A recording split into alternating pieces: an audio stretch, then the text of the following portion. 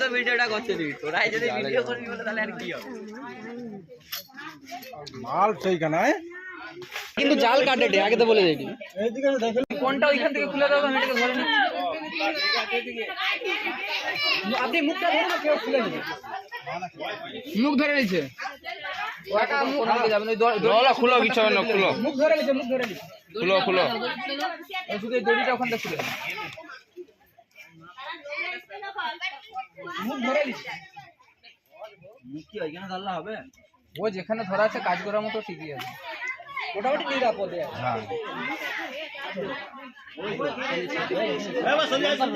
আমরা টেলা গাছের কাছে ভিডিও কর টেলা গাছের কাছে কোলা গাছের কাছে আই ভিডিও কর চলে এই যে জাল সরু জালটা অনেকক্ষণ দেওয়া শক্তি দিচ্ছে ওটা সেই চাইলে সুতা জাল বুঝছো খুব শক্ত মন পুরো ওর উপরে দিতে হবে না একটু এদিক ওদিক হলেই তো কিছু হবে না হলদিয়া স্নেক সেবার হলদিয়া স্নেক সেবার হলদিয়া স্নেক সেবা লাইট চলছে না না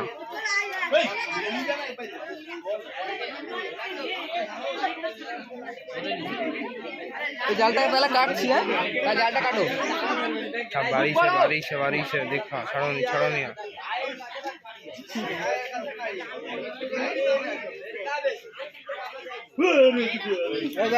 কে রে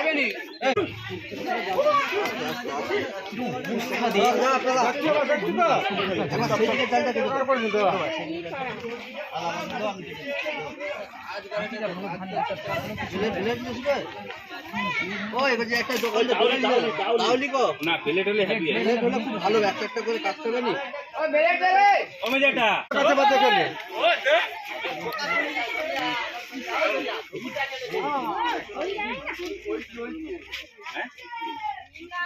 সবাই সরে যান ফাঁকের দিকে যাবে সরে যাও 5 মিটার করে দূরে সরে বড় জায়গা আছে না ওই বড় জায়গায় গেলে ভিড় জমবে এখান থেকে সবাই দূরে সরে যান পেস করে একটা নির্দিষ্ট পেস করো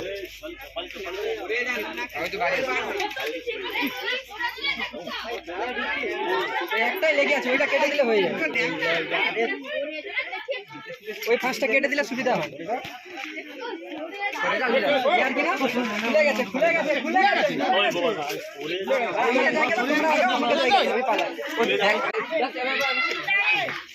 ছাড়বো সরে যেতে বলছি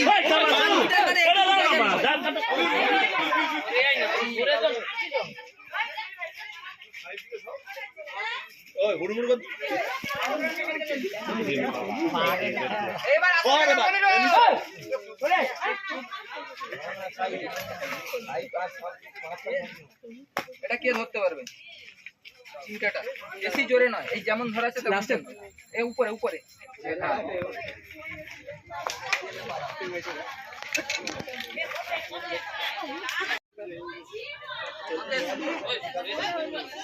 সে লাস্ট में कैसे वाला की स्टोरी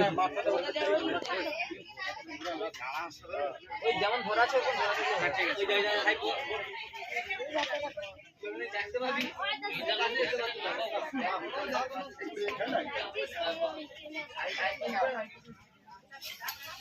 आपने साफ लेना साला पूरो ना राखले কালকে আমি সাপের কাছে আসছি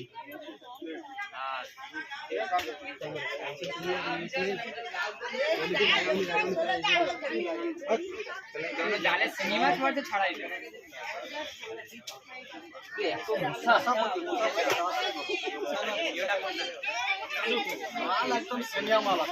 আচ্ছা জায়গাটা কোথায় এটা পূর্ব শ্রীকৃষ্ণপুরে আছি আর সাপটা সত্যি কথা বলতে পূর্ব শ্রীকৃষ্ণপুর মানে প্রায় আমার বয়সী